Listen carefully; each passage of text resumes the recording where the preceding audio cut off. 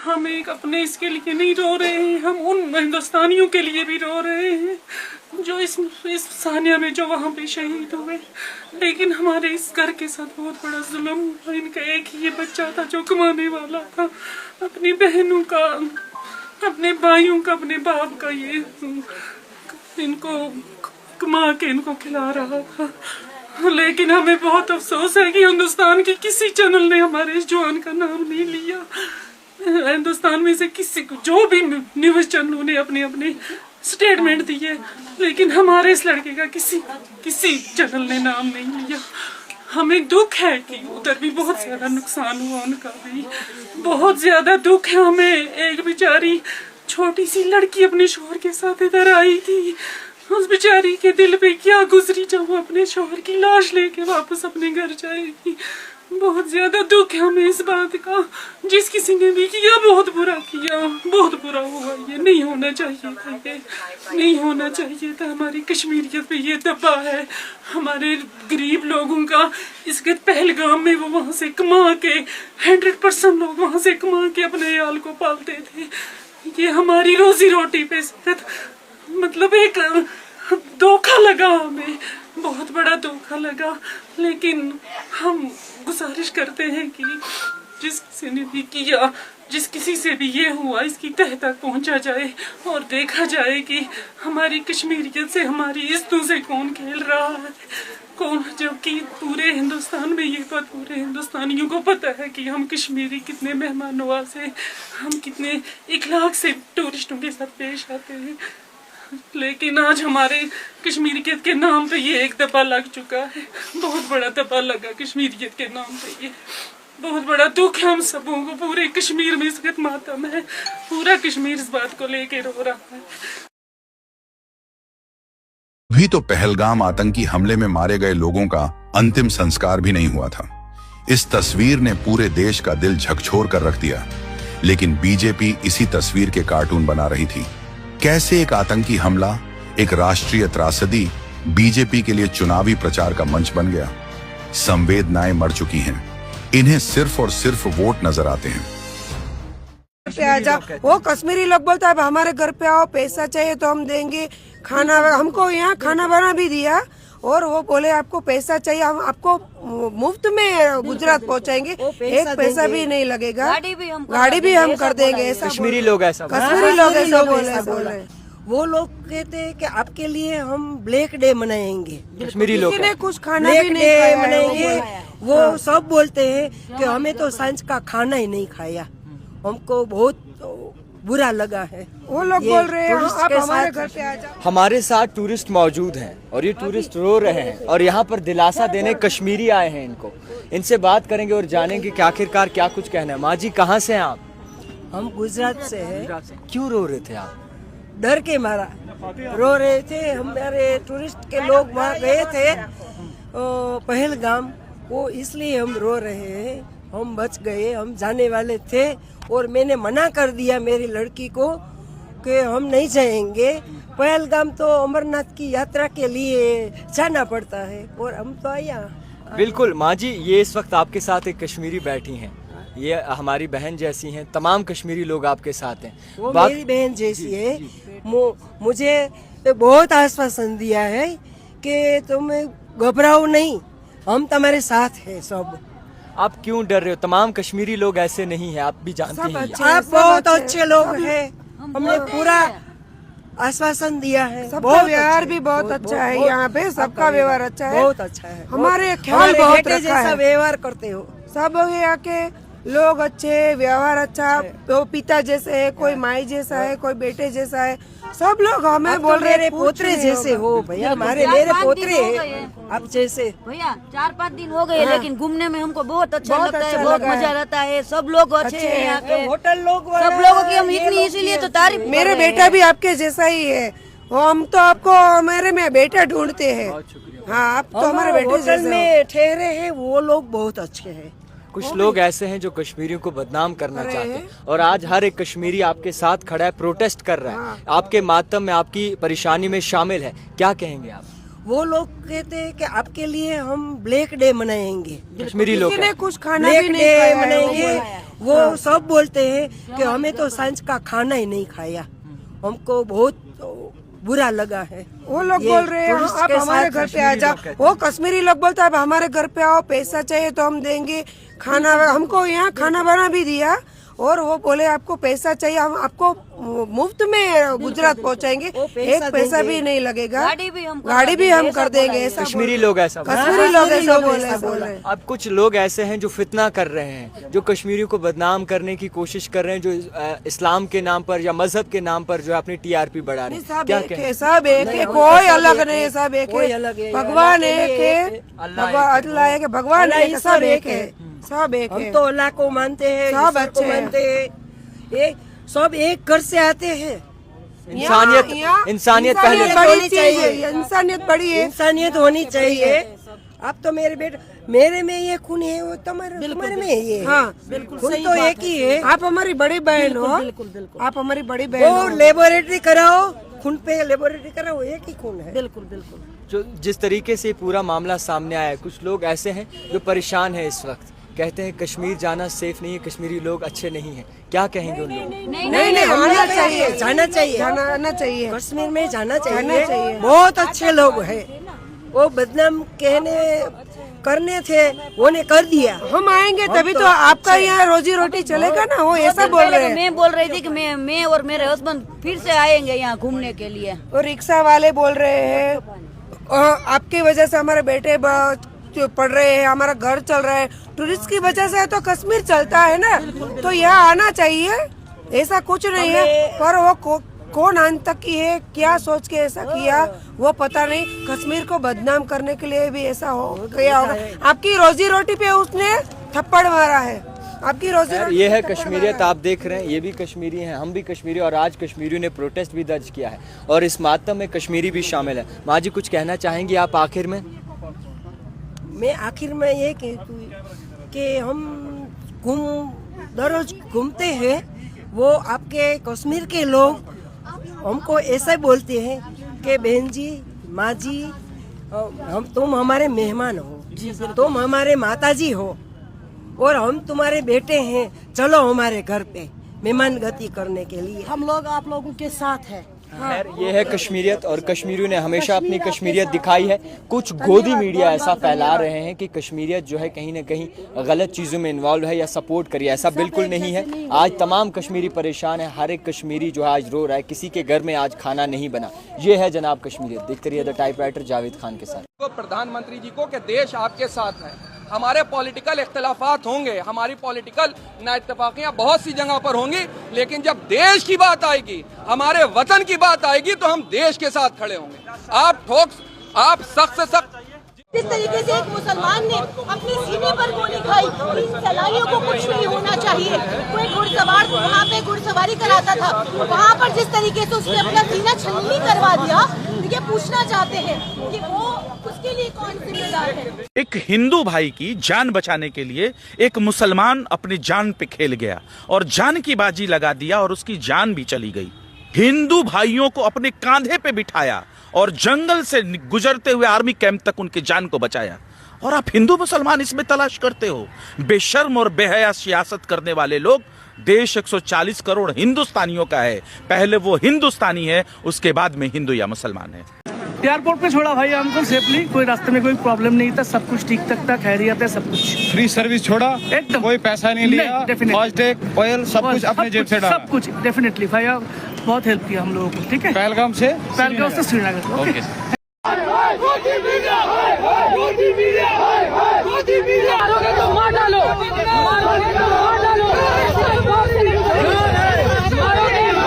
मुस्लिम का सीन नहीं है, ये इंसानियत का कत्ल है।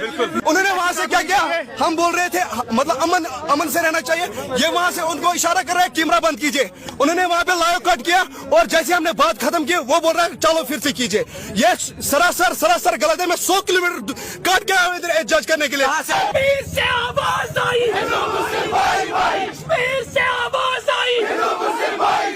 रिपब्लिक टीवी एक्सपेक्टेशन है, वो एक बड़ी चैनल है, हम इनको अप्रिसिएशन दे रहे थे यहाँ से कि you are the only medium जिसके थ्रू हम पूरे इंडिया को बोल सकते हैं कि ये is not between you know ये हमारा मुस्लिम।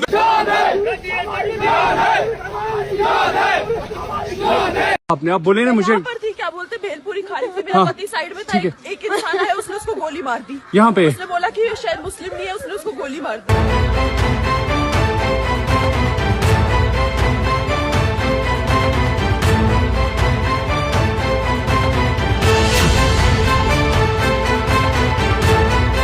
रिपोर्ट्स के मुताबिक जब आतंकियों ने लोगों पर हमला किया तो सैयद आदिल हुसैन शाह उन्हें रोकता रहा, ये कहते हुए कि वो ऐसा ना करें, ये मासूम है, ये कश्मीरियों के मेहमान हैं, इससे कोई फर्क नहीं पड़ता कि इनका मजहब क्या है।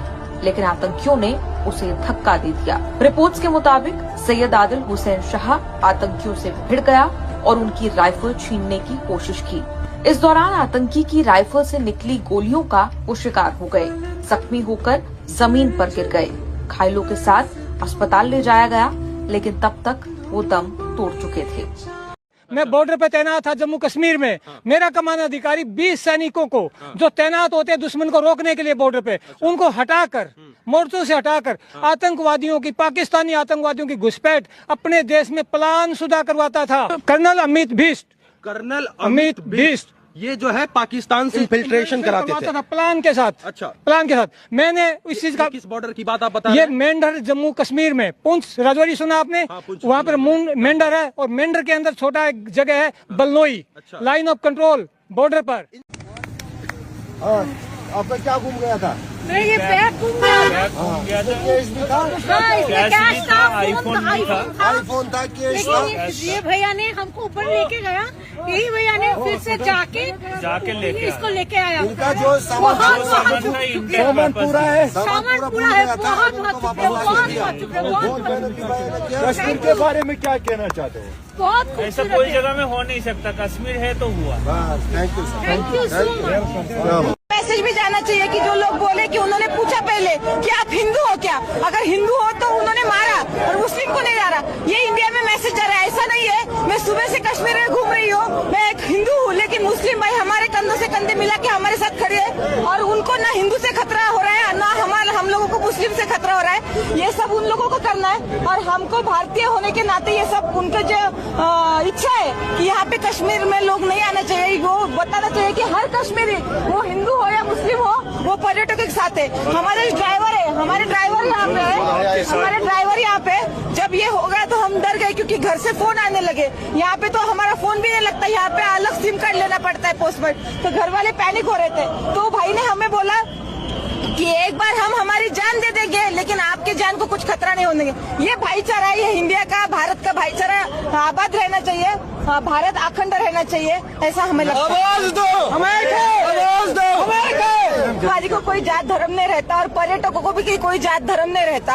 ये हम लोगों को बाहर जाना था घूमने के लिए फॉरेन, लेकिन हमारा पासपोर्ट नहीं निकला करके हम भारत में आए। तो ऐसा है कि यहाँ पे मुझे ऐसा नहीं दिख रहा है धर्म में कुछ है, सब मानवता मानुषी के साथ है, मानवता के साथ है, तो यही भाईचारा टिकना चाहिए ऐसा मुझे लगता है। नमस्कार, मी कृष्णा मधुकर लोलगे, नांदेड महाराष्ट्राहून बोलत आहे। नमस्कार, मी साक्षी कृष्णा लोलगे। आम्ही काल पहलगामला आलो होतो, तिथं वरी जे बेसन व्हॅली आहे त्याला मिनी स्वित्झर्लंड म्हणतात, तिथं आम्ही काल होतो। जेव्हा ती घटना झाली टेररिस्ट वाली, तर त्या टाइमला आम्ही तिथंच होतो आणि आम्ही नेमकंच निघणार आणि 15-20 मिनिटात समजा थोडं लांब गेल्यावर आम्हाला एकदम गोळीबाराचा आवाज आला। आम्ही तातडीने मग खाली गेलो, आमचे जे घोडसवार हेल्पर आहेत त्यांनी आम्हाला तातडीने तिथून सर केले आणि आमचे जे कोऑर्डिनेट होते इथले जे काश्मीरचे कोऑर्डिनेटर, आमचे जे IT सॉलिडेटना ज्यांनी हायर केलं तिथं त्यांना, ते अहमद भाई आणि अल्ताफ भाई यांनी तातडीने आम्हाला घेतले आणि हॉटेलमध्ये आम्हाला ट्रान्सफर केले। आणि जेव्हा आम्ही हॉटेलला गेलो आम्हाला कळालं की अटॅक झाला आणि आम्ही जसं रस्त्यात बघत होतो तसं CRPF, आर्मी वगैरे हे सगळं चालूच होते। आणि आम्ही जसं खाली आलो तसं कंटिन्यू आम्हाला केदार सरांचा, ITC ट्रिपचे जे हेड आहेत त्यांचा कंटिन्यू, रितू मॅमचा आणि केदार सरांचा कॉल चालूच होता आणि त्यांनी आम्हाला कंटिन्यू आमचं म्हणजे विचारपूस करत होते की तुम्ही सेफ आहात ना, तुम्ही सेफ आहात ना। आणि जे आमचं हॉटेल जे होतं ते पण सुद्धा असेल आणि इथले जे लोक आहेत त्यांनी पण खूप हेल्प केली आम्हाला. आणि शेवटी म्हणायचं म्हणल्यावर इथल्या लोकांमुळेच आम्ही फास्ट आलो, नाहीतर तिथल्या लोकांचं आम्हाला जर सपोर्ट नसला असता तर आम्ही तुमच्यासमोर हा व्हिडिओ बनलाच नसता. कारण तिथल्या लोकांनी आम्हाला जे सहकार्य केलं, लवकरात लवकर ते घोडस्वारनं ताबडतोब आम्हाला तिथून काढून दिलं. आणि आमचे जे ड्रायव्हर आहेत अहमद भाई, अल्ताफ भाई यांच्या कंटिन्यू फॉलोअप घेऊन आम्ही आज समजा पहलगामहून सकाळी लवकर निघून आम्ही पहलगामच्या बाहेर आलो.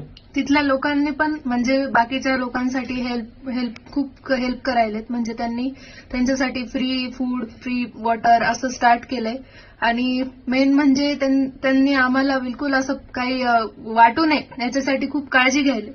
भीती वाटत नाही ना म्हणून कंटिन्यू चेअर करायलेत. काही होत नाही असं म्हणजे एक खात्री द्यायची काम करण्याचं. तुम्ही आता त्यांच्यावर अटॅक करा, काही करा, पण हे झालंच का याचं उत्तर द्या. संरक्षण व्यवस्था कुठे होती? तिथे एवढी पर्यटक स्थळं गेली होती, तिथे का नव्हतं संरक्षण लोकांना?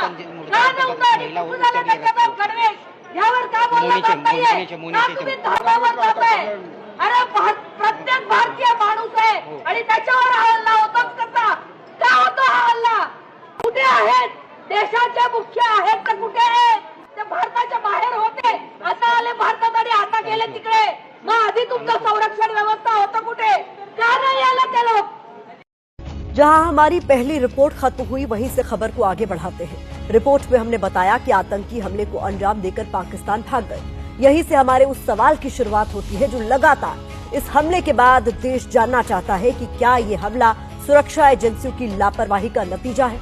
क्योंकि सूत्रों से जो रिपोर्ट्स मिल रही हैं उसके मुताबिक आतंकी 2 हफ्ते पहले भारत की सीमा में दाखिल हुए थे. आतंकियों ने स्थानीय स्लीपर सेल की मदद से हमले वाली जगह की रेकी की थी. रेकी करने के बाद उन्होंने सुनियोजित साजिश के तहत बैसरन घाटी को हमले के लिए चुना था.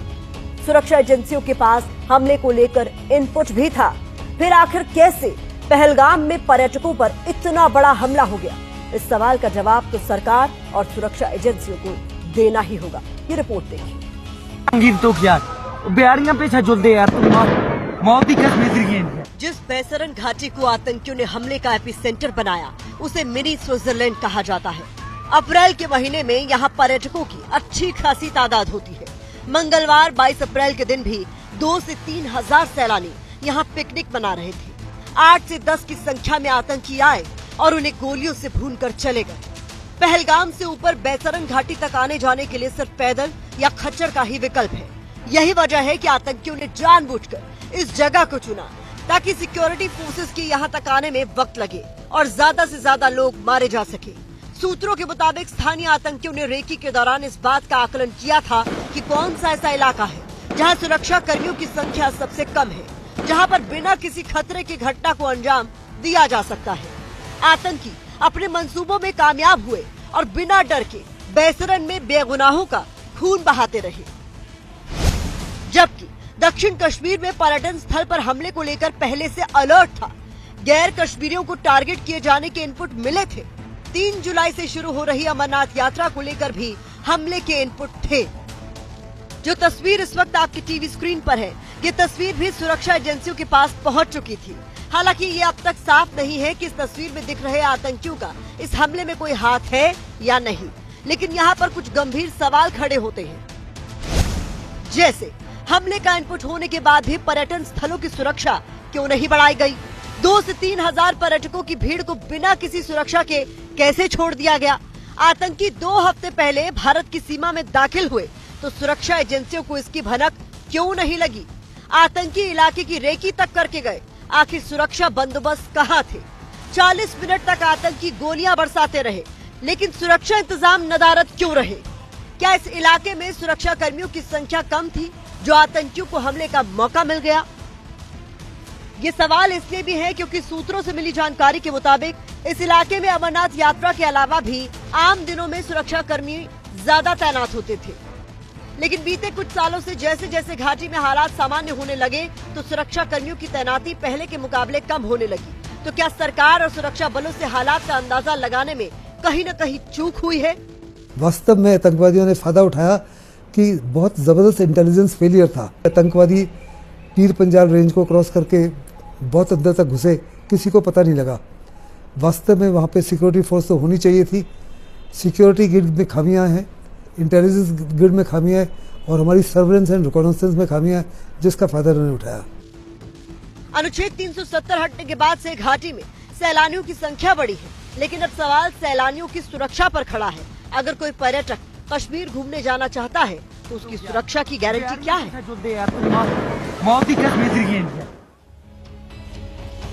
इस बीच हमले के बाद केंद्र सरकार एक्शन में है। सीसीएस की बैठक हुई है। इससे पहले आज रक्षा मंत्री राजनाथ सिंह ने भी तीनों सेना प्रमुखों के साथ हाई लेवल मीटिंग की। रक्षा मंत्री राजनाथ सिंह ने कहा है कि हमले का पूरा हिसाब होगा, किसी को भी बख्शा नहीं जाएगा। सरकार वो हर कदम उठाएगी जो जरूरी और उपयुक्त होगा, और हम सिर्फ उन लोगों तक नहीं पहुंचेंगे जिन्होंने इस घटना को अंजाम दिया है, हम उन तक भी पहुंचेंगे जिन्होंने पर्दे के पीछे बैठकर हिंदुस्तान की सरजमी पर ऐसी नापाक हरकतों की साजिशें रची हैं। आतंकी गतिविधियों से किसी भी सूरत में डराया नहीं जा सकता, और इसके जिम्मेदार लोगों को आने वाले कुछ ही समय में जोरदार तरीके से नजर आएगा। मैं देशवासियों को आश्वस्त करना चाहता हूँ। कोई नहीं आया वहाँ पे 1.5 घंटा, वो जिंदा था तब तक कोई नहीं आया वहाँ से। अगर कोई हेल्प होती, आर्मी होती तो मेरे को बच सकता था। कोई नहीं आया वहाँ पे, कोई नहीं आया।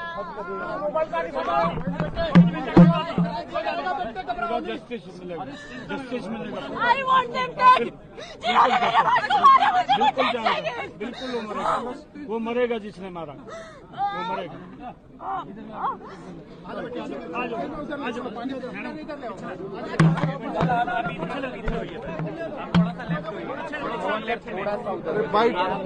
बाइट